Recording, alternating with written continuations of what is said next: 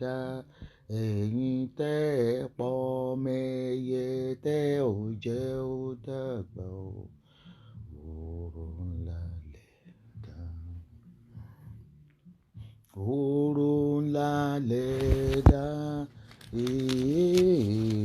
oró ńlá lẹ̀ dá oró ńlá lẹ̀ dá oró ńlá lẹ̀ dá ẹ̀yin tẹ́ ẹ pọ̀ mẹ́yẹ tẹ́ ò jẹ́ ó dàgbà o oró ńlá lẹ̀ dá. ẹ jẹ́ bá mi pa àwọn Àgbẹ̀kọ̀yà, ẹ̀yin Àgbẹ̀kọ̀yà dà, ẹ̀yin olórí burúkú, ẹ̀yin motherfucker, ẹ̀yin fọ́nblà, ẹ dákun bo làwọn Àgbẹ̀kọ̀yà wà. àfi tẹ́ bá halẹ̀ mọ́ Sunday Igboho, ibo lẹwà ẹ̀yin Àgbẹ̀kọ̀yà, mọ̀ pé yẹn ní òfò, ẹ̀yẹn ní ìbànújẹ́, ẹ̀yẹn ní àdánù. Ẹ mọ̀ pé mo busy ní gbogbo ẹ̀yin tẹ́ ń pè mí látẹ̀kan mo rí màmá ẹ jáde o, sójà ti yìnbọn o, mo ń ṣe input àwọn tracking number àwọn customers, mo ń ṣe tó ẹ kí ní wọn lọ́wọ́. máníjà yìí náà bá tún bẹ̀rẹ̀ sí ń pè mí, mo rí call mi ò lè gbé ní because mo ń ṣe kí ní input lọ́wọ́. ó ní they are shooting the youth at Lekki now, please come out again. The military are out. Operation Crocodile Smile, please rescue you, Nigeria youth. Lekki toll gate is on fire now. They are shooting.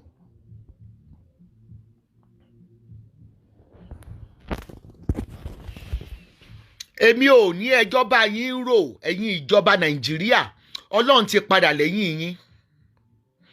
Ọlọ́run ọba tó láyé àti ẹ̀kún rẹ̀ àtàwọn ogun ọ̀run ti padà lẹ́yìn yín. Tó bá wù yín kẹ́ lọ kó àwọn ọmọ yín pamọ́ sí ihò kìnìún. Tó bá wù yín kí ẹ lè ṣe kí ni kẹ́ lọ kó àwọn ọmọ yín pamọ́ sí ihò kìnìún. Wọ́n máa fi òkú wọn ránṣẹ́ sílé ni. Wọ́n máa fi òkú wọn ránṣẹ́ sílé ni lágbára Èdùmàrè.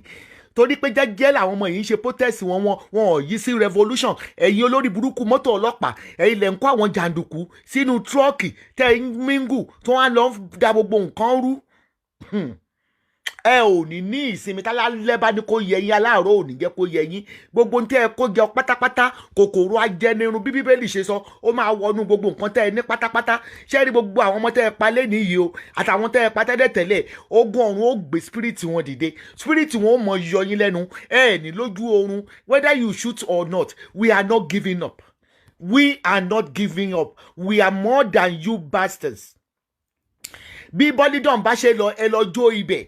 We are not giving up. No retreat, no surrender. Torí pé ẹ ti bẹ̀rẹ̀ sí ń pa àwọn èèyàn, ẹ ti fi wọ̀ ọ̀dájú hàn. Àwọn gan wa sọ fún mi pé mo dẹ̀ dúpẹ́ lọ́wọ́ àwọn medical practitioners tó wà láàárín àwọn protesters tó ń bá wọn yọ ọta ìbọn yẹn. Mo rí fídíò kan náà, wọ́n gbé wọn lọ sí hospital lóhun ò lè gbà wọ́n. Nǹkan kan báyẹn, ẹ gbà wọ́n, gbogbo yín jọ máa kúkú oró ni. Gbogbo yín jọ máa kúkú oró ni. I know you, Nigeria government, you don't want the youth to live in Nigeria. That is why you don't care. After they were crying when they were stuck in Dubai, in Libya, requesting you to send the aeroplane to them to bring them back to their father's land. You are so happy you want to send the poor masses away so that the money will enable you. You will be able to spend more to eat this national cake. Mo wá ń pa láṣẹ pẹ̀lú agbára ìgbéwọ̀. Kò sí tí mo sọ lórí láyé mi tí n come to pass o. Ìbànújẹ́ ikú òjijì kó máa wọnú ilé yín, gbogbo ẹ̀yin olóṣèlú pátápátá. Gbogbo ẹ̀yin tí ẹ̀ ń fi ara ní àwọn ọmọ kéékèèké. Ṣé ẹ̀ tí ẹ fẹ́ ká sọ̀rọ̀? You don't even want us to talk at all. Ẹ̀ tí ẹ fẹ́ ká sọ̀rọ̀ rárá. Ẹ fẹ́ kí a sọ̀rọ̀ rárá. Ẹ gbé bíìlì wá, wọn ò ní lò ná. You don't want us to talk at all. Ẹ fẹ́ ká tiẹ̀ sọ̀rọ̀ rárá. Olórí burúkú Buhari wàá jẹ ṣégeyà, ṣégé Buhari. Ajá ni ó jòkú rẹ̀. Ní adágbára Èdùmàrè, gbogbo àwọn ọmọ tó graduate pátápátá wọn ò mọ fòkú wọn ránṣẹ́ sílé níbẹ̀ ṣe ń pa àwọn ọmọ ọlọ́mọ. Sanwó-Olú, olórí burúkú amúgbó drug addict. Sanwó-Olú, èkejì drug addict Tinubu. Àníṣe àfi tí ìbáṣepọ̀ kó yín lẹ fi bímọ lókù. tẹ́ pé oko yín lẹ fi bímọ tẹ̀dẹ̀ mú àwọn yẹn tẹ́ ẹ sọ wọ́n lórúkọ níjọ́ kẹjọ tí inú yín dùn pé ẹ bímọ lẹ́ ń ṣerú nǹkan báyìí fáwọn yúùtù wa ní agbára Èdùmàrè ọlọ́run ti kọjú ìjà sí Nàìjíríà lọ́wọ́lọ́wọ́ ọlọ́run ń bínú sí yín ní ọwọ́lọ́wọ́ gbogbo àwọn ọmọ náà kẹ́kọ̀ọ́ wọn pamọ́ sí Amẹ́ríkà kẹ́gbẹ́ wọn lọ sí Dubai kẹ́gbẹ́ wọn lọ síbikíbi tó ń bá wà ní agbára Èdùmàrè wọn ó mọ pàdé àjálù ọ̀pọ̀nà àjálù ọ̀pọ̀nà àjálù torí pé kíni àwọn ọmọ yóò bá ti jà wá rárá jẹ́jẹ́ wọn ni wọ́n rán ṣe tiwọn gbogbo wa la rí tí wọ́n ti ń jó disco MC Olúọmọ mi ní us sílẹ̀ rántí pé ní tó bá pani nípa ìdà ni wọ́n máa fi pẹ́ láti o kékeré tó orí ń jọ yẹn késekése lórí bàbá kàsàkàsà ń bọ̀ kékeré àti wo àwọn cohort ẹ̀ pẹ̀lú Wàsíù Àyìndé tẹ́ ń gbowó oríta kékeré lẹ́rí bàbá kàsàkàsà ń bọ̀ gbogbo bí ẹ ṣe ń dẹ̀mí àwọn èèyàn légbodò whether directly or indirectly ìrò pé ìwọ yìí tiẹ̀ lè dàgbà kó tó kú ná torí ẹ̀jẹ̀ èèyàn pọ̀ lọ́wọ́ ẹ MC Olúọmọ ẹ̀jẹ̀ ènìyàn ìrúbọ ènìyàn ó kún ọrùn ẹ ojú wa yìí náà ló máa ṣe. Look at my face. I'm a mafia. I don't give a shit. I don't give a but. I don't give a shit. I don't give a but. You can't, Sherry, lè ṣe do worse. Ẹ ti wá attack me physically. Ẹ ti attack me physically so many times. You have attacked me physically, vandalized my property, attacked my daughter, hit my daughter with a car. I don't fucking care. I'm telling you, this mouth, nobody can gag me. Àwọn kan tí mo fẹ́ ká ní àkíyèsí sí kí ẹ bá lè mọ̀ pé ẹ̀yin ọmọ Yorùbá, I'm still telling you are not mature in love. Ẹ jọ̀ọ́, àyìn ọba níbo lẹ wà? Wọ́n mà ti ń pa àwọn tẹ́ ẹ bá lé lórí. Ẹ̀yin ọba pàpà ńlá gi, ẹ̀yin ọba fẹ́ẹ̀kì, ẹ̀yin ọba rádaràdá tálálẹ̀ tí kò lẹ́yìn yín òrìṣà gan ò dá yín lóhùn. Àwọn ẹ̀yin ọba tẹ́ ẹ wà productive. Ibo lẹ wà? Ibo lẹ wà? Ẹ bá wa ṣe short clip. Olúwo of Ìwó ń bo ló wà? Ìwọ ti Ilé Ifẹ̀ ń bo ló wà? Ìwọ ti Ìbàdàn ní bo ló wà? Ti Ìjẹ̀bú ń bo ló wà? Abẹ́òkúta ń bo ló wà? Èkìtì ní bo ló wà? Oǹdó ń bo ló wà? Àkúrẹ́ ń bo ló wà? Gbọ̀ngàn ní bo ló wà? Ẹdẹ ní bo lẹ wà? Òṣogbo Ìlà Ọ̀ràngún bo lẹ wà? Kò ní bẹ́ńṣọ́ fún gbogbo yín lápapọ̀. Kò ní bẹ́ńṣọ́ fún òrìṣà tẹ́lẹ̀ ẹjọ́ kò lé òrìṣà yẹn máa jó gbogbo ààfin yín ní lágbára Èdùmàrè. Kí ni nǹkan tẹ́ ẹ bá lé? Ẹ gbọ́dọ̀ mo fẹ́ bèèrè pé kí ni duty yín gangan, kí ni iṣẹ́ yín gangan? Ẹ níjọba ti mú yín lẹ́nu. Ok, wọ́n tún ti ń pa àwọn tẹ́ ẹ bá lé ní South West o. Ọmọ Yorùbá wọ́n tún ti ń pa wọ́n o. Wọn ò ṣe kọ́kọ́ bẹ̀rẹ̀ pípa yẹn ní North. Ṣé àwọn ará North náà ń rally?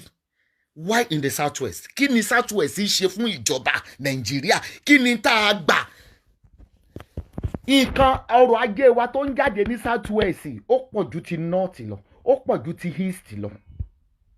Àwa ilẹ̀ dojúlé tẹ́ fẹ́ rí èmi wa látàn. Àwa ilẹ̀ dojúlé tẹ́ fẹ́ rí ìgbẹ́ wa lórí field rárá. Ìtí ilẹ̀ Yorùbá ń produce fún yín, ìtí ilẹ̀ Yorùbá tó ń produce fún yín kò sí nílẹ̀ East, kò sí nílẹ̀ North. Yorùbá ní gbogbo súra mineral resources wà. Kí ló dé tó yẹ pé nígbà tẹ́ máa bẹ̀rẹ̀ sí ń kọjú shoot at sight, ẹ bẹ̀rẹ̀ láti North, ẹ bẹ̀rẹ̀ láti East, Southwest náà. Nígbà tẹ́ dà màálù olórí burúkú yín náà tẹ́ wálé ayé yín wádà during the grazing, Southwest náà ni. Southwest náà ni. Ok, lọ́rọ̀ kan ẹ ti bìlí pé ọmọ gọ́ọ̀lù àwa Southwest torí pé èdè wa ò papọ̀, torí pé èdè wa ò yẹra wa. Àbí gbogbo àwọn ọmọ tó ń sọ̀rọ̀ níbi fídíò bí tẹ́tí ṣé kì í ṣe Yorùbá ni wọ́n sọ ní Southwest. Why tẹ́ ẹ̀ fi bẹ̀rẹ̀ láti North? Ebi North náà ń gbé plákáàdì, ebi North náà ń pariwo pé EndSARS. Why torí pé ilẹ̀ Yorùbá lẹ ti bẹ̀rẹ̀? Tinubu tó bá kú tèmi kọ́ọ̀la, tó bá kú kèntè ni eyín òkèlè mi ní o.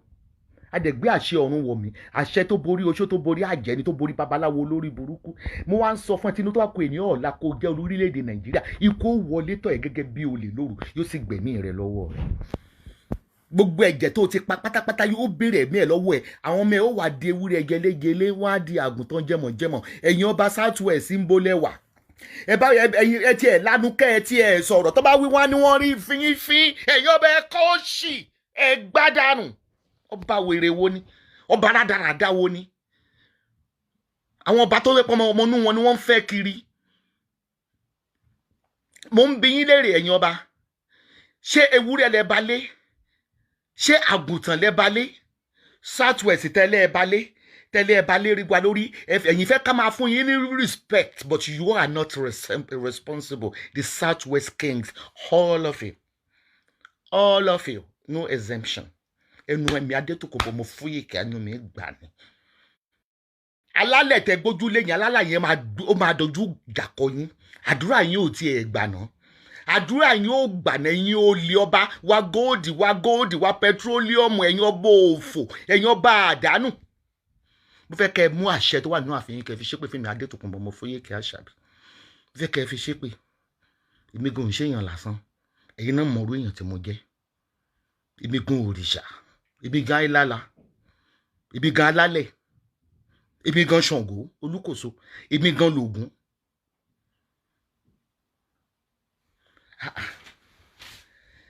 Wọ́n ló lóṣèlú pa yín. Okay, ẹ̀yin ọba Southwest. Kí ló tẹ̀ wá diplomatic? Bí a kẹ́ ẹ tiẹ̀ ṣe live chat wípé kẹ́ ẹ tiẹ̀ bẹ àwọn ọmọ Yorùbá wípé ẹ má yẹ kó waste ẹ mọ̀ bẹ́ẹ̀ ṣe máa ń sọ̀rọ̀. Mo bá gbogbo ọmọ Yorùbá ní ilé ẹ máa fi packaging sí ni ẹ̀yin tó lọ́hùn ò lọ yín létè tẹ́ mọ̀ lọ́ fún sọ̀rọ̀ kán lè mọ̀ pọ̀ bá ní. Mo bá gbogbo ọmọ Yorùbá ní ilé tó kó ẹ jọ̀wọ́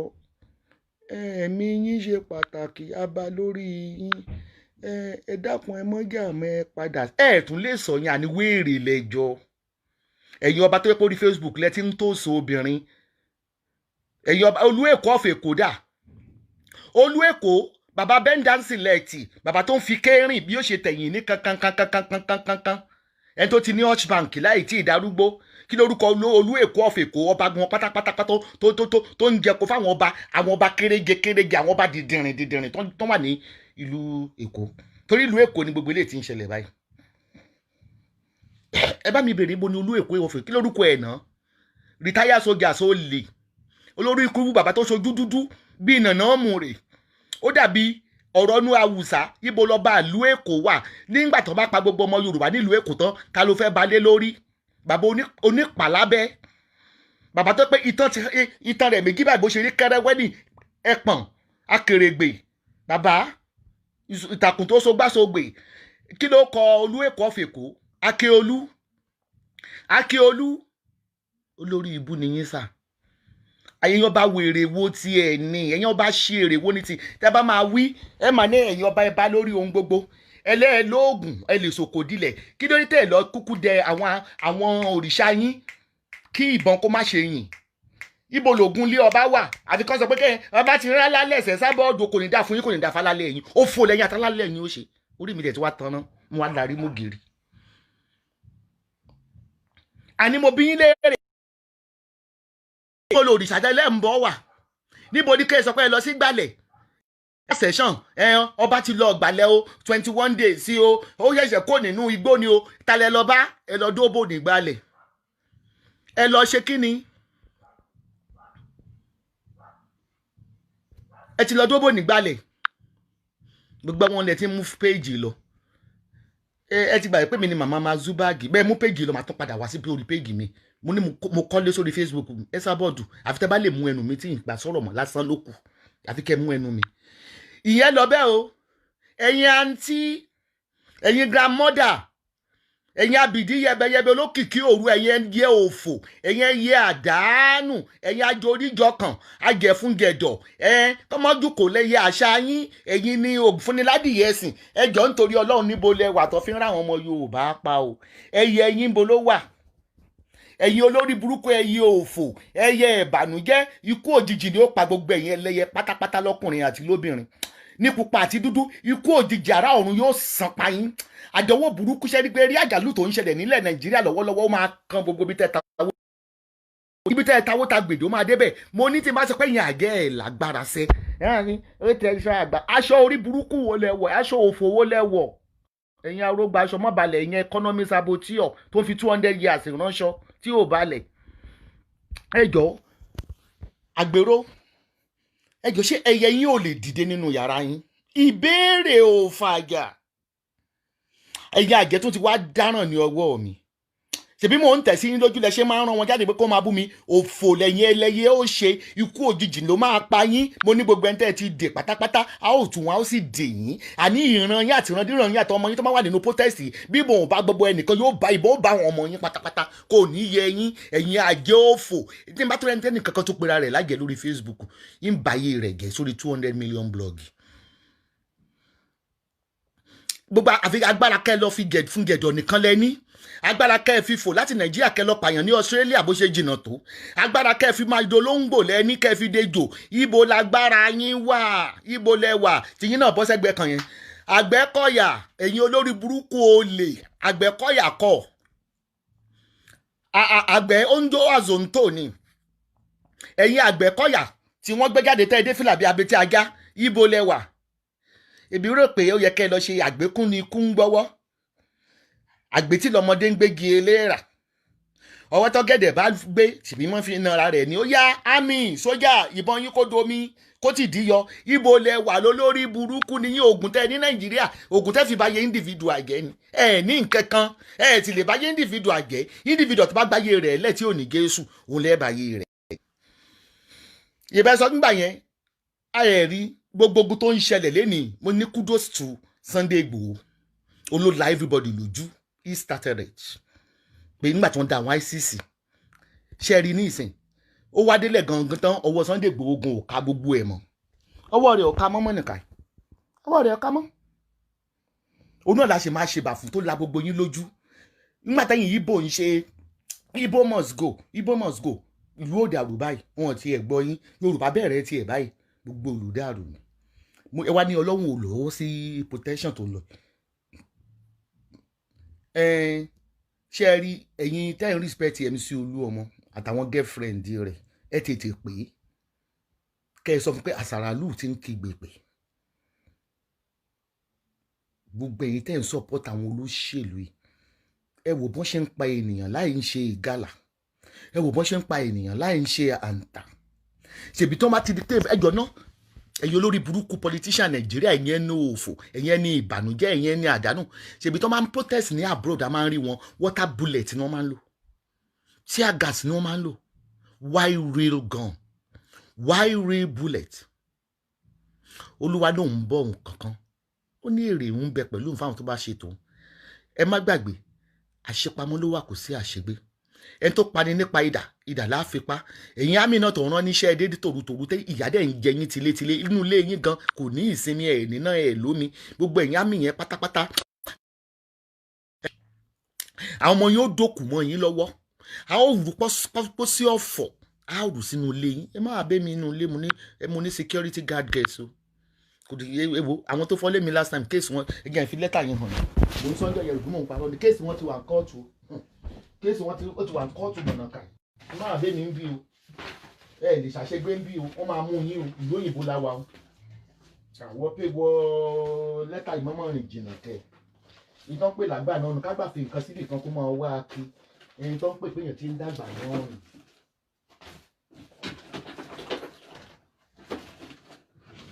ẹ lè ṣàṣegbé security ń bẹ lé mi díndín ló dúró gbígbígbí ní ẹni wò bí mi ìbàdí lọ́tún mọ́bí tó mo tún náwó rẹ̀ sí tó pé làgbà nù ẹmu afikini yìí sí ẹmu tí ń ja wọn ní ń gẹ́bẹ̀ ẹmu tí ń ja wọn ṣó nǹkan yìí òkè mo ti rí ẹ bá ń gbọ́ ẹsẹ̀ bọ́ọ̀dù tí ń ja wọn ṣe ti rí èyí tẹ́ wá fọ́ ilé mi táwọn olóṣèlú wọn níṣẹ́ dé tòrò ṣe ti rí mo fẹ́ protect orúkọ ọmọ yẹn ṣe ti rí in regarding to ilé tán fọ́ ẹ ṣáà rí contrary damaging property court case yín ṣe ti rí court case yín ṣe ti rí ẹ ti ẹ̀rọ orúkọ rẹ̀ kò tẹ̀ ṣe nǹkan kan ṣe ti rí ọmọ tó wá fọ́ ṣe ti rí déètì kò sí àṣegbé nílùú òyìnbó àṣepamọ́ ló wà àwọn tó àṣàtù ní kóòtù gan wọ́n ti ń gba lẹ́tà ẹ rí i pé mo ní iṣẹ́ kóòtù láti ṣe dáadáa sóye yín gbogbo yín pátá lè máa sanwó damages àwọn olóṣèlú tó ń ràn yín wípé kẹ́ máa fi ọkàn ọ̀tá mi balẹ̀ ẹ gbọ́dọ̀ tún la mẹ́ta olóṣèlú you are wasting your money ṣé gbogbo àwọn speakers tẹ̀ ń gbé dìde tẹ̀ ń fún wọn lówó pé ẹ lọ tẹ̀ sí lójú you must bring Esabod down mo ní wọ́n kéré ẹ̀yin gangan kéré kò ní òfò lẹ́ẹ̀ṣẹ̀ kó òjijì ni ó pa gbogbo yín lápapọ̀. Mo ní ẹ̀yin gangan kéré ẹ bìlò àtọ́jú àtàjẹ́ tó ń tì yín lẹ́yìn mo ní gbogbo yín ẹ bìlò abẹ́ àtẹ àẹ̀mẹ́ tó ń bá yín sọ̀rọ̀ ni gọ́dẹ́sì Esabod on the throne unshakable Esabod ẹ mọ gbọ́tẹ̀ ti gún mi lọ́bẹ ṣé mo ti torí ẹ̀dá kẹ́bí gbogbo àwọn tó ń ṣiṣẹ́ fún yìí ẹ̀ ń rán wọn ni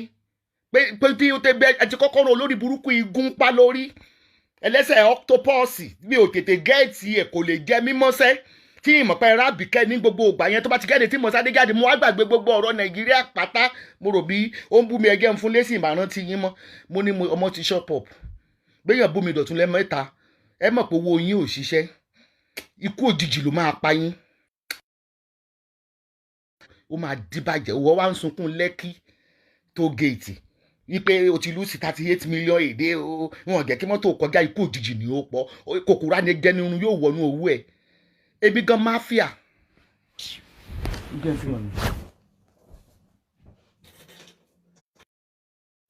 èmi yóò dúró bí tẹ́ ti pa mi òun náà lè ṣe máa ń pariwo Esabod ń jáde ní Dublin wà láì mò ń jáde mọ̀nàkà bí mo lọ sẹ́ni foreign country mo máa ní security tí máa lọ sẹ́ni foreign country tó mi ìmọ̀wọ́ ọbẹ̀ wà láì máa jáde mọ̀nàkà because in Dublin highs and unju miscreants ṣé ti ká tó ń bẹ lọ́rùn mi mama na mafia ṣé ti rí Esabod na mafia mama na mafia. Ẹ wá mú iná ẹ pa kọ́ mọ́ bàa rojú yín wọ́n ní gbogbo CCTV camera ẹ dislocate ẹ nítorí àwọn United Nations kọ́ bá máa mọ̀ pa kí wọ́n lè ẹ tún fẹ́ parọ́ wípé àwọn ni wọ́n ń para wọn ẹ tún fẹ́ pariwo pé àwọn ni wọ́n ń para wọn àní ẹni tó pa gúnugún kì í kọjọ́ ẹni tí bá pa àkànlà mọ̀gbò kì í kóṣù torí pé Ọlọ́run mọ̀ yìí pé ebi ń para Nàìjíríà àfi tó yẹ pé ìjà tó ń jà yìí lórí irọ́ ni tí ì ṣe lórí òtítọ́ tó yẹ pé òótọ́ lè fìyà jẹ mẹ̀kúnnù tó bá yẹ pé òótọ́ wọ́n á fowó ra pẹtrólù wọ́n á tún gba bíìlì iná láìsí iná tí ó bá jẹ́ pé ebi ò pa wá tí ó bá jẹ́ pé ẹ mú imported rice ẹ gbé contract ẹ̀fọ́ lówó ẹ ní kátàlákà kò máa jẹ tòkúta tó ń ṣe ní Nàìjíríà made ẹ tún fi rọrùn fún wọn ẹ gbé fún 100,000 naira àdàbí ebi ń pa àwọn ọmọ yìí ẹ gbọ́ ẹ̀yin náà dẹ̀ gbọ́ lórí burúkú Buhari bàbá gọ́ọ̀sìmọ̀ bàbá oní cancer reclone president from ìlú òun ló ti wá sí Sudan ni olóṣì bàbá gàtú bàbá gọ́ọ̀sìmẹ̀ bàbá múnimúni bàbá mílípìdì yóò mọ slow ní bí mílípìdì báyìí ni ẹlẹ́kẹ̀ẹ́ papò oníródó lẹ́ẹ̀kẹ́ ẹ̀rí kókó ẹ̀kẹ́ ẹ̀ ni kò ní í yẹ yín bẹ́ẹ̀ bá dẹ́yàn sí ni ẹ wo ikú mi ọwọ́ Ọlọ́run ló wà o ikú mi ọwọ́ Ọlọ́run ló wà ẹ̀wọ̀n gbogbo bàtẹ́ tí mẹ́kì táyà pé kán pa mí èmi lùsì kan lórí Facebook yìí inú mi dùn pé ariwo tí mo ti ń pa láti yọ ọdún yìí ẹ sì ṣe gbogbo ayé ìṣẹ̀gbọ́n ni ẹ mú gbọ́dọ̀ mi ti ń jìyà lórí ọ̀rọ̀ Nigerian politics ẹ wo fídíò kan tó circulate kiri I made that video in 2013 fídíò Ajimobi náà ní gbogbo àyẹ ogun wọn ló mú yín ẹ jọ mo bẹ̀ ẹ̀yin babaláwo ẹ yóò lọ sí tí ẹ lẹ́yìn mo lẹ́ẹ̀ gbá fún yín lẹ́rùn tútù ikú òjijì ni ó pa ẹjọ́ o gbogbo ẹ̀yin babaláwo tẹ mọ́ ṣòògùn tẹ́ fi ń di àwọn èèyàn sínú ìkó dẹ sínú àgàdàgodo ibo lẹ wà ṣe ẹ̀ sọ Yorùbá ni àní ẹ lọ bá wa mú bọn ẹ̀yin olórí burúkú babaláwo gbogbo yín pátápátá tó lórí àwo ikú òjijì ni ó pa gbogbo yín pátápátá Àjọ̀nú Adétòkunbọ̀ Àṣàbí ọmọ Fóyèkẹ́ ló ń sọ̀rọ̀ ebi ò ń ṣèyàn lásán mo sọ fún yín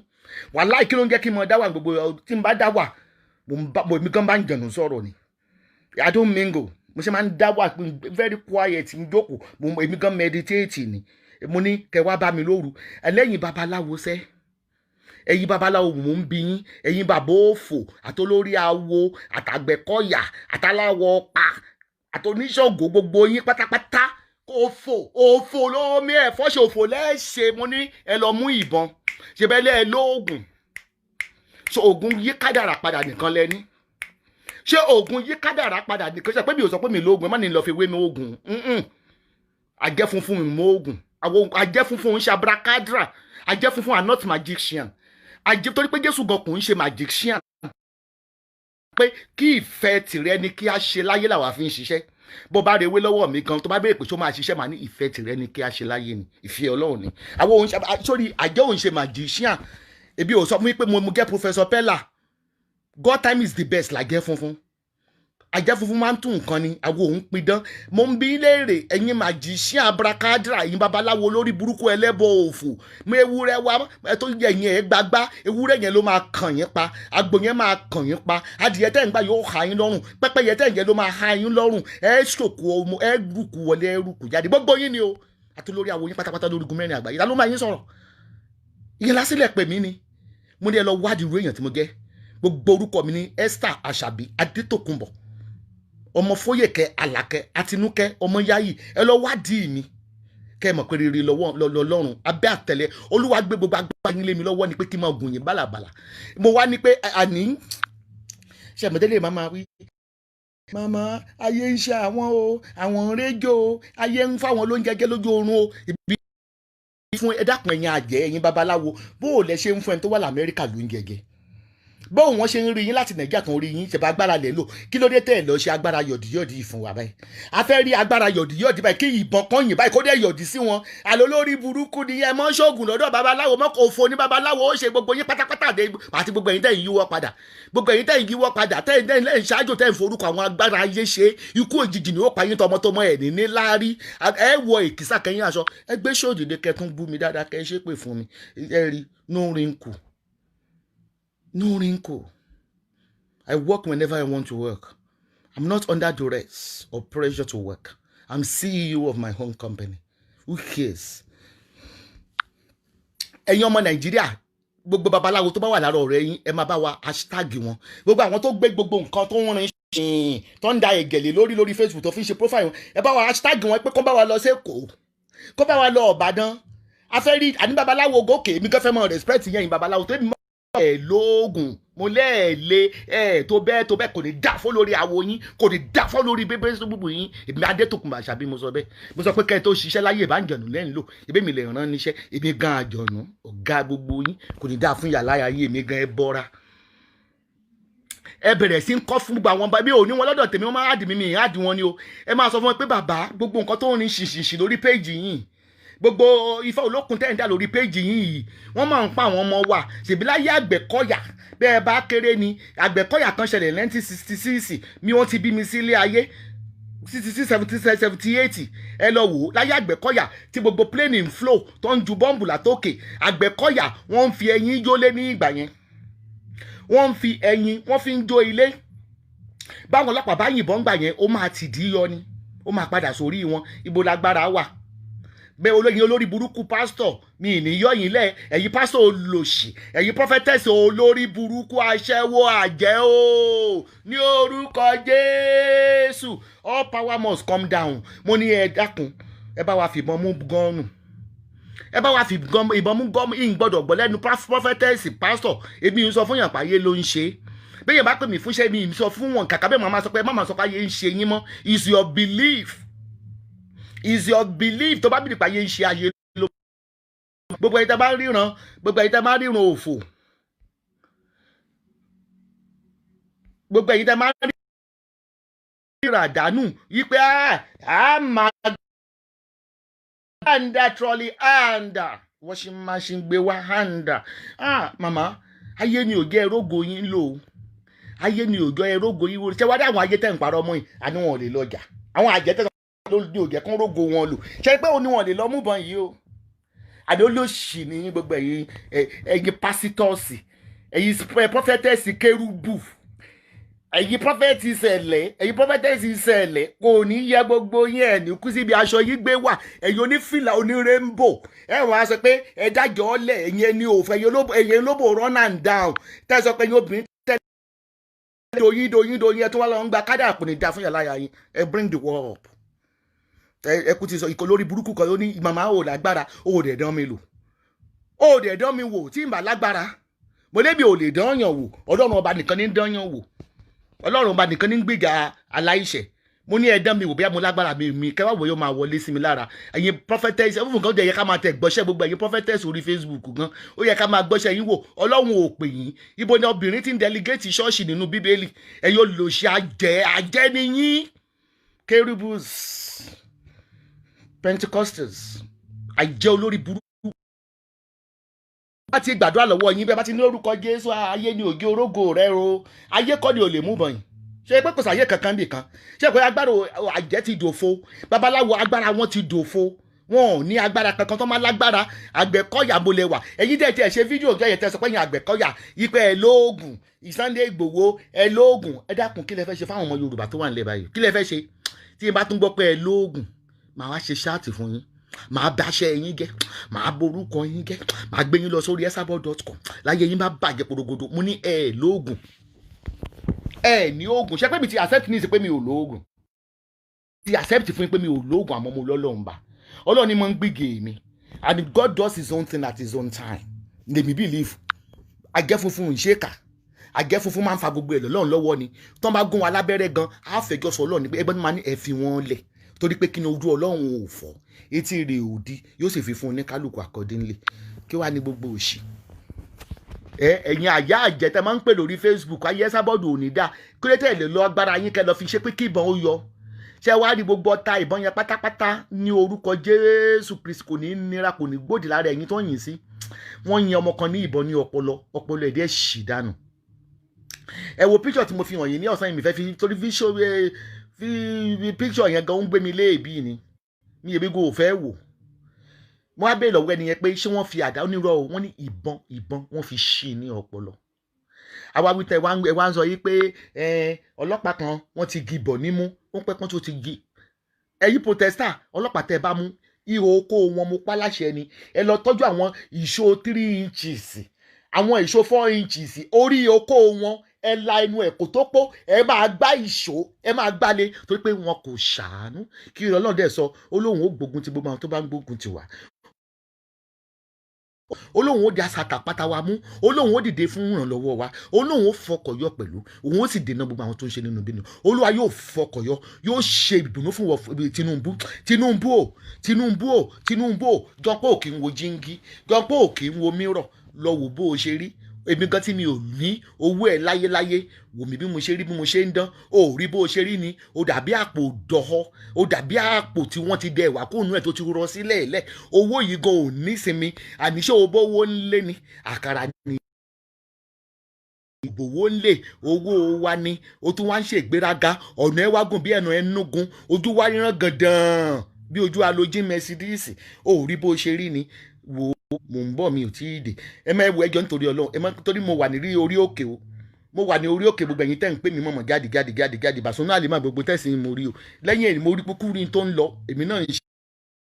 ṣí àwí ṣe kíni kan kò kágbọ́n òun ni mo ti sọ yẹn Buhari o Ọlọ́run ó wo kíni sórí ìjọba rẹ̀ dàbí ìjọba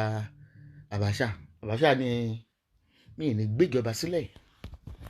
yes again Dàbò Abíọ́lá rú mi ní pé sílẹ̀ after 4 years mo máa gbé constitution jáde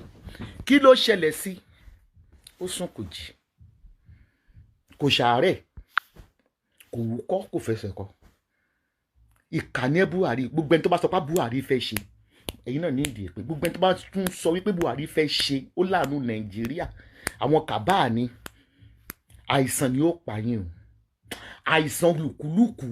yóò pa yín tọmọtọmọ ẹ ní jèrè àwọn ọmọ yín kan wà lókè òkun ni kan wà Nàìjíríà ẹ ní jèrè wọn Buhari wo ló fẹ́ ṣe wà ní Haúsá ò fẹ́ràn wa kí ló ṣe Buhari ò rí pé ilẹ̀ Èkó South West ni àwọn tó ń ṣe ní ilẹ̀ Ìgbò nílẹ̀ Ìgbò wọ́n pọ̀ ju tiwa lọ Ìgbò tó lọ tú àwọn ẹlẹ́wọ̀n sílẹ̀ ẹ nìkan ṣe shooter site ilẹ̀ Yorùbá yìí ní ṣáá ilẹ̀ Yorùbá yìí ní ṣáá lẹ́tí ń lògo ilẹ̀ Yorùbá yìí ní kí ló tẹ́ kórìíra wa Yorùbá sì ti ní kẹjẹ káwọn ó lọ kí ló dé tẹ́ sọ wá di ewúrẹ́ tẹ́ so kalẹ̀ tẹ́ fẹ́ máa fún un ní pákí ẹ wá sọ Yorùbá di ewúrẹ́ tẹ́ so kalẹ̀ tẹ́ kàn máa ju pákí búrẹ́dì gba 10,000 naira tó bá ti fẹ́ bínú gba 20,000 naira má bínú ọkọ mi ẹ wo iye tẹ́ ẹ̀ sọ fáwọn tẹ́ ní pé kó lọ da ìbò yìí tó kàn lọ da revolution rù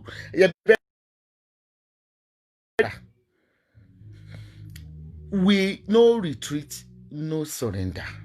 ẹ rántí xenophobia ní South Africa wọ́n ṣe pa wọ́n tó wọn ti torí ẹ̀ stop àfìgbà tí ìjọba dá wọn lóhùn àfi tí ìjọba dá wọn láti àwọn South Africa máa gbára wọn lọ́wọ́ àwọn òyìnbó tó ń tọ́ àwọn náà ń báyé wọn jẹ́ ní ìlú wọn ẹ̀jẹ̀ ìtàṣẹ̀ ìsílẹ̀ ó pọ̀ but dúdú nìrántí olódodo ẹ̀kan náà la máa ṣe kí n ṣe méjì ẹ̀yin àmì Ìgbò ní sójà ń gbé Ìgbò ní sójà ń gbé a kì í kọ́lé sójà sí gbòòrò ìgbó ní sójà ń gbé. Ẹ̀yin olórí burúkú, ẹ̀yin olùṣẹ́yìn tẹ́tí dé ewúrẹ́ jẹ́lẹ́jẹ́lẹ́ inú igbó lẹ́wà. Wọ́n ní kẹ́ wá máa yìnbọn. Ṣé ẹ ní iná, ṣé ẹ lómi, ṣé ẹ ní free medical service ní ẹ ní ikú ń jọ̀gẹ̀dẹ̀. Àníṣẹ́ ẹ̀yin àmì tẹ́pọ̀ Ọlọ́run lọ́wọ́ sí kinní tó ń ṣe yìí tí mo dẹ̀ mọ̀ pé Ọlọ́run lọ́wọ́ sí torí pé ọ̀pọ̀lọpọ̀ ló ti kú tí ò rówó ibi tó láti lọ bímọ sí hospital. Ẹ̀rí màmá náà máa fi hàn tí ò rí owó. Gbogbo wọn àwọn òkú ọ̀run tó ti kú wọn ò rí owó tọ́jú ara wọn nípa pé mọ́tò odidi mọ́tò alásídẹ́ǹtì báyìí ìmí àjóná tó yẹ ká ẹ gbé lọ sí general hospital tó pé wọn ò lówó pa wọn. Mo ní spirit wọn ti dìde o, wọn ò kún àwọn tó wà láìfù wọn. ẹni tí spirit ti náyàn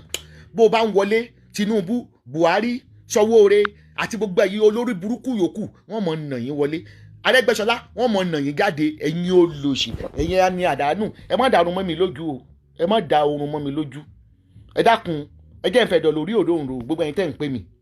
At least gbogbo èèyàn náà ló ti jáde fún un. Tẹ́ ẹ jẹ́ ń sinmi, tẹ́ ẹ kàn ń pè mí ní mọ̀mọ́ ẹ jáde o. Ìkan ti ẹ̀ pè mí láti Amẹ́ríkà, ikú nìyẹn ń sun. Mo kàn ti ẹ̀ kọ́ọ̀tì fún mi náà létí, mi ì tiẹ̀ sọ ha. Màmá wọ́n ti ń pa wọ́n yẹn kankan. Gbàtẹ̀ wá ń pe màmá ẹ mọ̀ pé wéèrè lẹ́ sábọ́ọ̀dù ẹ ṣàfihàn ilẹ̀ olórí burúkú Tinubu. Ẹ dákun ẹ jágbó lọ ń kú Wàsíù wà olórin àwọn olóṣèlú. Kí ló dé tó ń lọlé rẹ̀ ń Jẹ̀bú? Ẹ̀yin pòtẹ́sì ṣé ẹ̀ pòtẹ́sì ń Jẹ̀bú ni ẹ yá lu Wàsíù, ẹ yá lù ú. Torí òun ló sọ pé ìjọba Buhari ìjọba tó dá ni ó ti fi kọrin fún wa, ó ti fi lá wa lójú, ó ti fi lá wa lójú. United Nations ò lè dá sí báyẹn. Ẹ gbọ́n náà husband mi Trump, my husband President Trump, you all Nigeria, you call Nigeria a shit hole. Why are you? Because of the oil benefit, because of the crude oil from the shell. You cannot talk because Nigeria want to divide. You need to talk. You know I love you, Trump. You have a psychiatric like myself. You don't get shame like myself. You are not getting now. Do you want to tell me you don't see what is going on in Nigeria? You have called us so many names. You call us shit hole. You call us anything. Why are you not addressing? Then where is your olórí burúkú Baba Gosime, Baba Millipede tó ń jẹ́ Buhari? Ọlọ́yún ń bẹ̀rẹ̀ kó tó de gèmú ti dábẹ́rẹ́ yóò mọ yọ ni bó bá ń sọ̀rọ̀ náà yóò mọ yọ bí ikun ni yóò mọ yọ bí ọkọ̀rọ̀ ni ká ló mọ̀ bí Millipede ṣe ń rìn ìmọ̀ ń yọ rìn ni ìmọ̀ ń yọ rìn ni yóò mọ fàbí ikun mú ó mọ̀ tí ì sọ̀rọ̀. Èmi ò mọ̀ rírú Nàìjíríà wà kílẹ̀ tiẹ̀ pé wọ́n ṣáwọn àjẹ́ ló ṣoògùn fún yín ni ògùn ọ̀dájú wípé kẹ́ máa neglect wa torí kò tiẹ̀ yé mi ó mọ̀ sọ̀rọ̀ dó a ti mọ̀ yìí pé ọ̀rọ̀ rẹ̀ ọ̀dá wọ́n ti reclone voice ẹ̀ bí ó bá sọ̀rọ̀ gan kò sẹ́ni tí ń gbọ́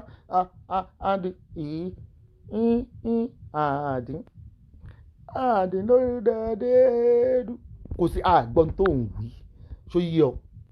Buhari ṣòwò ní sọ̀rọ̀ ni olórí burúkú ẹ̀ inferiority complex ń yọ ẹ́ lẹ́nu o mọ̀ pé stammerer ní ẹ́ o mọ̀ pé primary six holder ní ẹ́ o ní you don't have a fluent English. Kí ló tó jẹ́ kí Ọ̀ṣínbàjò sọ̀rọ̀? Kí ni ìtumọ̀ vice president? Ìjà primary six ó jọba lórí PhD. Kí ló tí yóò ṣe ọjọ́ kọ́kọ́ jù Ọ̀ṣínbàjò ara inferiority complex southwest yìí tí ẹ fẹ́ gbúrò wa ni. Ìgbé ìbò ní ìsìn ìbò yẹ kí n pe vice president mi. Kí ló tí kò bìkọ́ tó o bá sọ̀rọ̀ náà Buhari kò wúlò ó mọ̀ ká ló lò ní ó mọ̀ yọ̀ bí ikun ní ó mọ̀ yọ̀ bí slug ní. You are a working corpse. You are a working corpse. So yẹ gbogbo àwọn house of the àwọn senator ti dúró àìsàpá ìyàwó tó yẹ ìlú ló ṣe máa ń dẹrù ẹ̀ síta gbogbo ìgbà àdàgbàgẹ̀ ráì fún bàbá òfò èjì àwọn òsì fúra ní ó ní you will give us a change mo bá ní vote Buhari o we going to get change so change tá gbà ní ìsìn ó kọjá rádaràdà àrírí jọjọ wọn ti bí mi láti 1961 náà change yèmí ò rí change gidi ló fún wa àṣẹ indirectly ló fi bá wa sọ̀rọ̀ olórí burúkú ó wá láwọn PDP ló ń sponsor ìjọba rẹ̀ dà náà ni tíjọba yẹn bá tu aráyé lọ́rùn ṣé tó yí PDP bá fẹ́ sponsor wọn ní sọ pé irọ́ o à ń rí gbogbo nǹkan o à ń yẹn infrastructures o ẹ wò mo lọ mi ẹ wò ẹ jẹ́ kájọ máa wò wọ́n mi mọ bá ṣe fẹ́ ṣe é sí báyìí.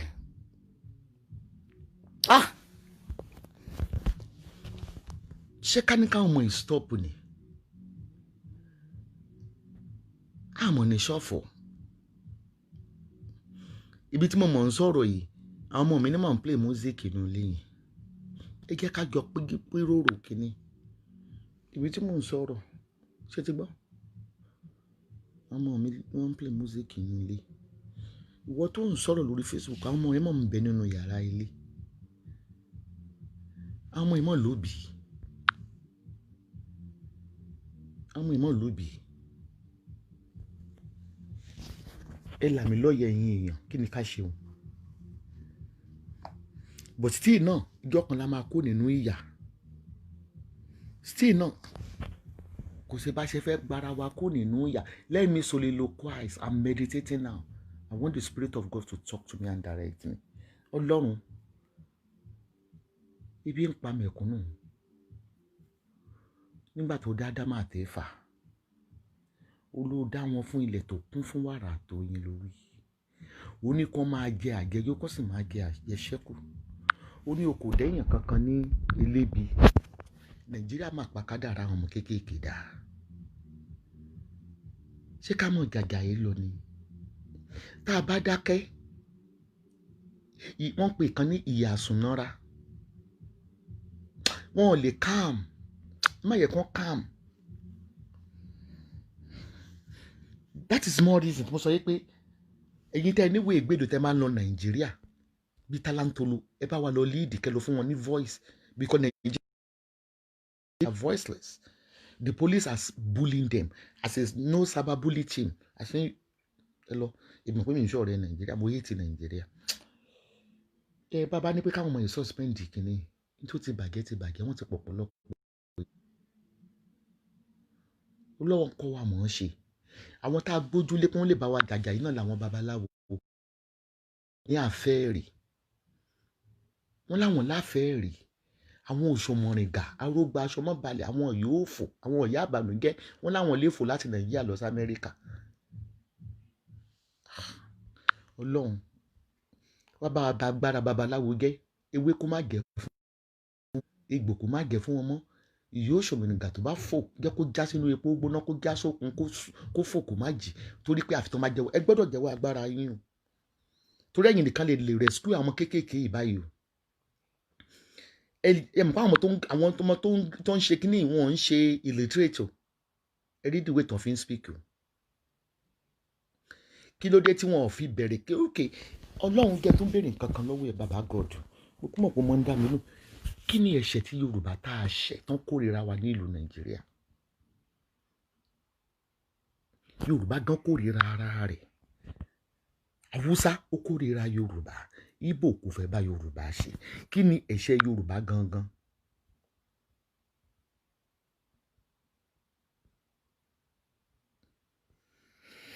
kí ni ẹ̀ṣẹ̀ Yorùbá gangan àmọ́ Ọlọ́run gan ṣé ìwọ ló dá Yorùbá ni àbí Sátánì ló dá Yorùbá ṣé ìwọ ló dá Yorùbá that is how you meditate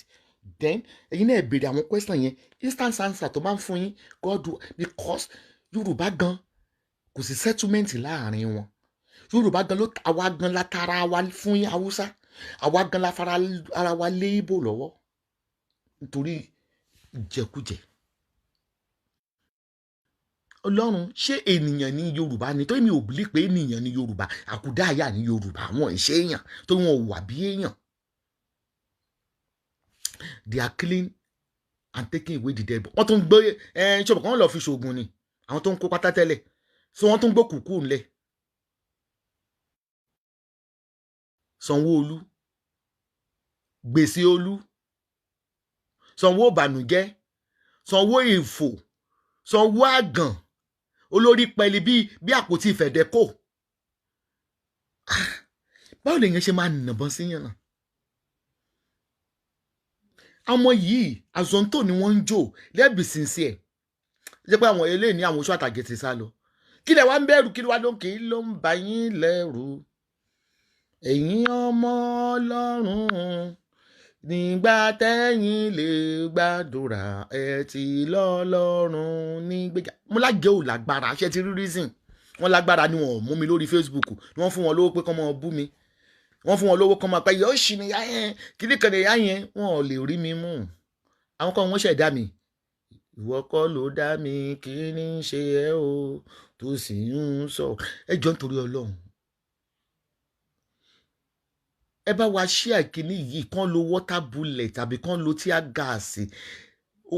Coronavirus ti pa àwọn tó máa pa Nàìjíríà, population ti reduce already, ẹ̀yin náà tó ń fi ìbọn pa wọn. àwọn ọmọ ìdẹ́ ni wípé sẹ́ irú eléyìí wà lájọ tó ti bí mi láti 1961 mi ì rú ogun báyìí rí, àfi ogun abẹ́lé tó ń jà 1960, 66, 65 and I was so young. mo kàn rántí gbogbo àyè pé plane yẹn ń fò wọ́n ń yìnbọn.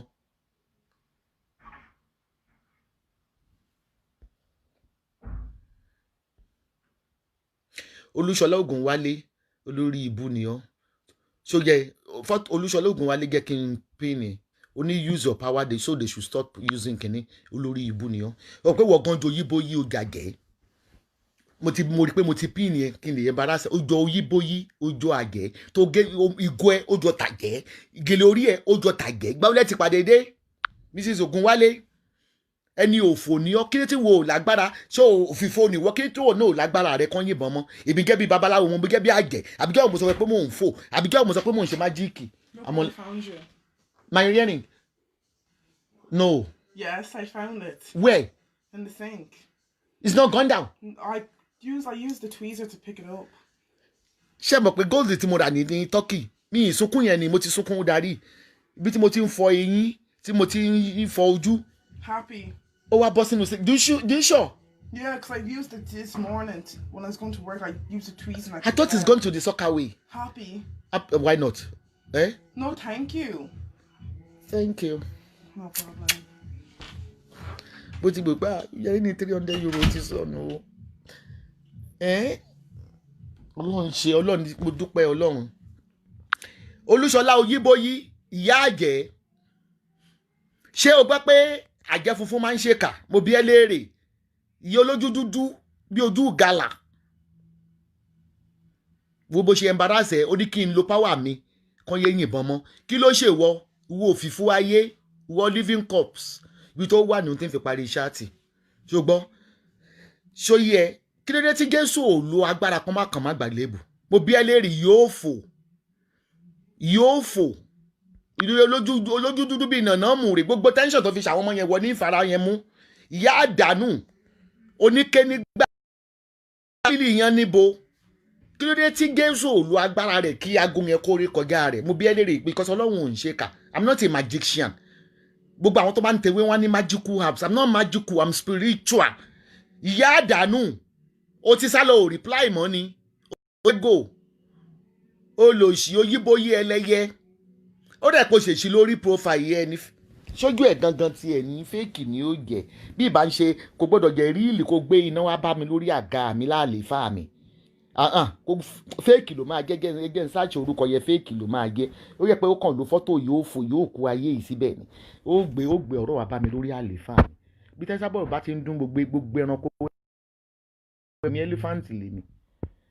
kémi lu agbára tèmi kí kọ́ máa yìnbọn mo lórí burúkú mo pera mi lágẹ̀ fún mi ṣé mo pera mi lágẹ̀ fún ọ yóò fò ìyá àdánù ẹyẹ lẹ́sùbà iná jẹ́ ń wókò ẹ̀ náà. Olúṣọlá tí máa sọ pé tó ń ṣẹlẹ̀ Nàìjíríà yìí oúnjẹ kit ẹ lè bílíbi wíńtà ṣe wà mí báyìí ooru mú mi ni mo ṣẹ̀ pa fáànù ní kẹ́ lè gbọ́ mi ibi mo ṣe ń wo àwọn fídíò yẹn báyìí Ògúnwálé olórí burúkú Ògúnwálé Oṣówálé ni ilé orípo mi nílé ayé ẹ ó lọ bèrè lọ́wọ́ àwọn yòókù ni.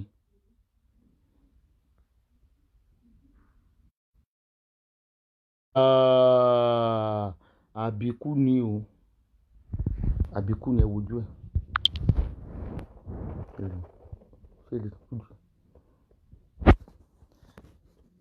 a ti mẹ́lẹ̀yẹ o a ti mú ẹlẹ́yẹ o ẹ̀rí ó ti fẹ́ fò ẹ̀rí ẹ wojú ẹ ẹ̀yìn wojú ọ̀tún ẹ̀yìn ó jọ tàṣà eléri burúkú ẹ̀rẹ́ nu ẹ̀ bó ṣe wọ́ elétè mọ́mọ́ rí mọ́mọ́ àbínà ló wá fọ̀n mọ́mọ́ àbètè ló wá wò mọ́mọ́ ètè tákìtì gbé mi kálọ́ ètè tákìtì gbé mi ó lè ṣe ẹ̀dá ó rẹ̀ kó tún ti kọ́mẹ́ǹtì mú wá jẹun wá kọ́mẹ́ǹtì ẹ̀ lọ ṣó ṣì ń sọ̀rọ̀ ni àti mẹ́lẹ̀yẹ o àti mú ẹni tó ń sponsor àwọn tó ń pààyàn Nàìjíríà ẹ gbà wá o why are you angry olórí burúkú olóṣì ẹni ò fàṣẹ ìṣe ìyá kò ìfọ̀tí eléri ibú ẹlẹ́gẹ̀ lẹ́nu alápá wíwọ́ ṣé mo sì ń gẹ́ kó mọ kọ́mẹ́ǹtì eléri ibú ni ọ́ you are a disgrace ṣé bó o bá ń ṣàjẹ́ ni mo ní kí ló dé àwọn àjẹ́ òṣèlú agbára wọn oníkílé tèmi náà lágbára mi àti má jẹ́ o tó ń ṣiṣẹ́ fún Buhari bàbá gọ́ọ̀sì mi bàbá mílípìdì jẹ́ ń blọ́ọ̀kì ẹ̀ báyìí mo ṣe fẹ́ blọ́ọ̀kì ẹ̀ náà ẹ jẹ́ kó kọ́mẹ́ǹtì again ẹ̀yìn admin bóyá ẹ̀dẹ̀ lè ẹ wá bá mi block mo ti block ẹ̀ àná pin ibi báyìí ilẹ̀ mímọ́ ni Jerúsálẹ́mù ilẹ̀ mímọ́ leléyìí ilẹ̀ mímọ́ ni ṣe rí gbogbo àti ọjà island o gbogbo ẹ̀ la track nísìnyí o àti ẹ̀ lè bẹ́ẹ̀ lọ PayPal gan tí tracking bá ti wà kò sí kankan tí PayPal lè ṣe mo ṣe rí bá ṣe gbọ́n lé ọkọ la ẹ ṣáà pé jẹ́ wo déètì wọn lọ post 20 ṣe ti rí wọ́n dẹ̀ post lé nìyí náà ẹ dákun ṣé àwọn ọmọ yẹn ti sá lọ ẹ fún mi ní positive remark kí n tó lọ ṣé àwọn ọmọ yẹn ṣé kò sẹ́ni kankan tó wà ń tà mọ́ àwọn tó ń protest lọ́wọ́ ìyá yẹwé tó wá kọjá rádaràda she say she didn't mean it that way alájẹni àjẹni kí ló mi pé kémi lágbára tèmi Jésù ò ṣe lágbára kọ́mádà bára bá sílẹ̀ kò ní dáa fún ẹlẹ́ẹ̀kan sínú ń bí mi lọ́wọ́lọ́wọ́ tó rán mi létí Olúṣọlá káyé ọ́ lòṣì olójú rán gàdàn bí alójìn olóṣì olóró oníhọmúrọ́ìdì sọnù aṣẹ́wó náà bì ní United Kingdom kò kí yóò bàyà láyẹ̀ o lè kọ́mẹ́ǹtì ní ìsinyìí mọ́ o lè fún mi lésì mọ́ mo ti búlọ́ọ̀kì ẹ̀ olóṣì wọn láwọn ọmọ ń kú Nàìjíríà ó ní agbára wo ni mo sọ pé bèmí gẹ́ bí ẹlẹ́yẹ tí ń fò ní kò ní yí ọ́ kò ní yẹ ìyá láyà rẹ̀ gbogbo ẹ̀yin àjẹ́ àpapọ̀ ẹ máa gbọ́ ẹ̀yin ayé ta pa o ẹ dákun o Dọ̀kásì babaláwo tí double blockage ló ṣe fún mi náà ti blọ́ọ̀kì ẹ̀ ó rí ẹ̀mẹ́ta la blọ́ọ̀kì ẹ̀ ń bí babaláwo tí wọ́n ní wọ́n sanwó oògùn fún tán bí tán ti ní kọ́ iṣẹ́ wa náà ni Àbíkẹ́ máa mú lọ tèmi àti ẹni dákun máa gbé afẹ́ sọ fún babaláwo yẹn pé afẹ́ dá owó yẹn padà fún o kó tètè wá sọ bí oògùn tí ò fi ṣe pọ̀ kó mú evidence dání I don't work without evidence dem tó yí pèpèrèpè I heard they are still shooting man pèpèrèpè ẹ má lọ bí kankan lọ́wọ́ tẹ́ wà yìí o kọ́fíù bá kọ́fíù lẹ̀ Nàìjíríà ni covid ó bá kọ́fíù lẹ̀ ní Nàìjíríà ni Sílé Ọlá Olúfisáyọ̀ ṣé yẹ ẹ ní olùṣìyá yẹn ni kí wàá lóde tó ń bínú wọ́n fi ṣí ẹ ní Sílé Ọlá Olúfisáyọ̀ kí ló fa ìbínú kí ló fa 0 runs ṣé fọ́tò ìyá ẹ ni jẹ́ kó rí pé o Sílé Ọlá jẹ́ kí orí ẹ̀ kó pé ya máa gbá bọ́ọ̀lù tó wálé ayé wá gbá máa gbá lọ kí ló yẹ ó sì tí mò ń bú yẹn tètè òkúdayè ṣé ìyá ẹ ni ṣé ìṣèpara yín òun ṣe pé ara àsìkò àwàdà pẹ́lẹ́ ẹkún èwo lẹ̀ ń sun ní ìsìn yẹn ya máa gbá bọ́ọ̀lù tó ń gbá lọ yẹn máa gbá bọ́ọ̀lù lọ. ẹgbọ́n náà ẹ̀yin pásítọ̀ ẹ máa gbọ́dọ̀ ṣèpá rí ẹgbọ́n náà Adébóyè nígbà Yorùbá Nation àrí tó lídìí àwọn dìdìrín ọmọ ṣọ́ọ̀ṣì ẹ tẹ́ gbé plákáàdì pé yòó wọn ẹ dákun bolẹ̀ wà báyìí ẹ ní ìsinmi mo ti gbọ́ pé Dino Melaye boyfriend di Dọ̀kásì tó lọ bá l'Àbújá latest boyfriend Dọ̀kásì ó ní wọ́n yìnbọn mọ́ jíwa gọ̀nù pé wọ́n yìnbọn mọ́ jíwa gọ̀nù òun ìyẹn máa ń parọ́ gan-an sójáde ni wọ́n ló pòsẹ̀ ní ìṣògbà Dọ̀kásì boyfriend ẹ̀ yìí máa ń parọ́ o Dino Melaye ó gbé jíwagàn pọn ní kàn wò bọ́n ṣe yìnbọn mọ́ jíwagàn òun pé Dino ó máa ń parọ́ gan Dino tó lè máa sùn sẹ́rìn sáàrin títí tó máa ti fẹ́ arrest ẹ̀ torí pé ó yẹ kí newspaper lè gbé mo dẹ̀ wọnú newspaper mi rí bí tí wọ́n ti gbé jáde pé wọ́n yìnbọn mọ́ jíwagàn ni attention seeker ni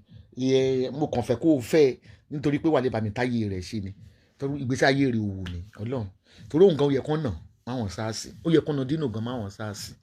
torí kinní kan bàbá Adébóyè came out ma Adébóyè came out SARS kan ló ń gáìdì òun náà ni òkè kíní ńkọ́ kájẹgbà pàdé bóyè kẹ ó tiẹ̀ sọ máa kín winners ńkọ́ gbáyàn létí winners ti jáde wèrè tí ẹ nìyẹn ìyẹn wà dábọ́ lù kan ní tiẹ̀ trust yẹn rárá ní tiẹ̀ fẹ́ sọ̀rọ̀ rẹ̀ mi fẹ́ sọ̀rọ̀ rẹ̀ kíní ńkọ́ ẹ dákun máyégún Yorùbá ńkọ́ máyégún Yorùbá wọ́n mọ̀ ń pa Yorùbá máyégún pùnáánì máyégún búrẹ́dì àti tíì gbèsúyà ẹ̀yin ọmọ yìí ẹ jẹ́ ká tiẹ̀ wá ẹ jẹ́ ká strategize ìbọn àwọn àmì ìbọn tó yẹ kó fi pa Boko Haram ẹ rí pé lórí burúkú ọ̀lẹ ní Nàìjíríà mo bẹ̀rẹ̀ sọ pé ẹ ní ammunition láti lọ pa Boko Haram lẹ́wí ni ẹ ní strong ammunition àbí tẹ́ wí ni àwọn ọmọ wa lẹ́mọ̀ ń pa ní ìsinyìí Nàìjíríà ó gbọ́dọ̀ parẹ́ we want new Nigeria ẹ fọkàn balẹ̀ ṣe rí gbogbo àwọn tí wọ́n bá fi ìbọn èmi volunteer tí n bá rí ẹ̀rí tó dájú we will donate for them here they will bring their account number kì í ṣe èyàn olóòṣì pé mi ì tí ì jẹ látàárọ̀ mò ń wí o ẹ yẹ kó rí yín pé o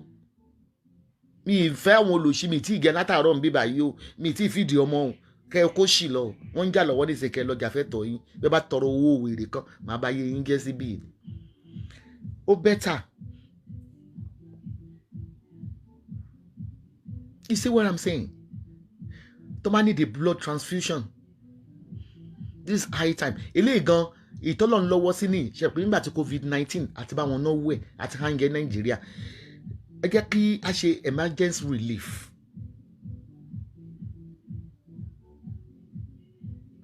Nigeria president kọ́ ló wà ń bẹ for long ẹrù bí wọ́n ń parọ́ ni ṣé ẹ̀rí pé nìyẹn yọ̀ǹgì ni wọ́n clone wọ́n máa ń clone èèyàn ní Japan wọ́n clone ẹ̀ ni Buhari wo ni ẹgbọ́n tí ìyàwó ẹ̀ sọ náà ẹ máa ń gbàgbé ó ní that is not my husband in the house ẹgbọ́n tó sọ ń jọ kan náà àwọn ọmọ yẹn èèyàn tó bá pa bí akéèyàn support family wọn rẹ̀ pé Nigerians máa abuse ẹ̀ wọ́n tún wá parọ́ wá gbowó because we need to support the family. Anyway, we have the admin there. Don't come into my WhatsApp. To this lemon send the ẹ̀jẹ̀ sórí WhatsApp me. This is my WhatsApp is only meant for my work. I will block you. We have all our admin. Ẹ lọ bá wọn. Tó bá yẹ kó authentic, wọ́n á table ẹ̀ fún mi. Because ìjà tẹ́ ń jà nísìn ìjà gbogbo ará ìlú ni. Èyí tẹ́ wà nílùú òyìnbó, this is high time tá máa supply relief. All speakers on Facebook. If you are a real speaker, I'm talking of the real speaker, not abusive, not fracas speakers. Let's try to Lekki Toll Gate is on fire. Many people has been killed right now.